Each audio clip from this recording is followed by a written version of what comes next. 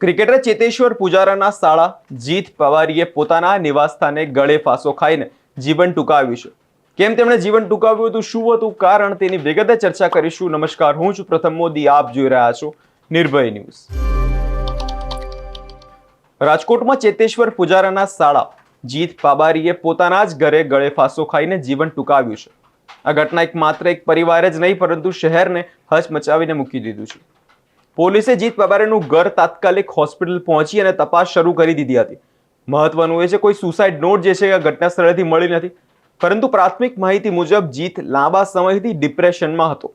પોલીસે આકસ્મિક મૃત્યુનો ગુનો નોંધીને હાલ અત્યારે તપાસ જે છે ચાલુ કરી છે.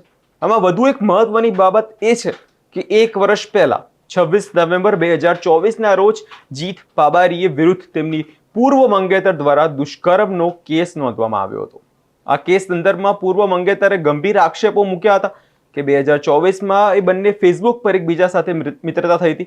બંને પરિવારોની સહમતિથી 2021ની ઓક્ટોબરમાં ગોળધાણા અને 2022ની જાન્યુઆરીમાં તે બંનેની સગાઈ થઈ, જેમાં ફરિયાદ મુજબ સગાઈ પહેલા તથા પછી જે બંને વચ્ચે શારીરિક સંબંધ માનવામાં આવ્યા હતા અને બળજબરી મુજબ પૂર્વ મંગેતરનો આક્ષેપ હતો કે સંબંધોની આડમાં આરોપીએ વિડીયો અને ફોટોગ્રાફી લઈ ધમકી પણ આપી હતી. આના પછી સગાઈ છે બંનેની તૂટી ગઈ હતી અને 2024માં આ ફરિયાદ જે છે નોંધવામાં આવી હતી.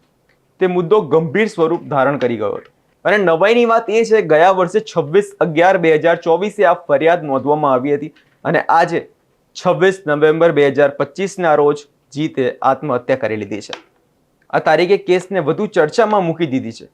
જીત પાબારી ચર્ચિત ક્રિકેટર ચેતેશ્વર પૂજારાના સાળા એટલે કે તેમની પત્ની પૂજાના નાના ભાઈ હતા. પૂજાના સાસરિયા જામજોધપુરથી છે પરંતુ લગભગ 20 વર્ષથી રાજકોટમાં તે વસવાટ કરે છે.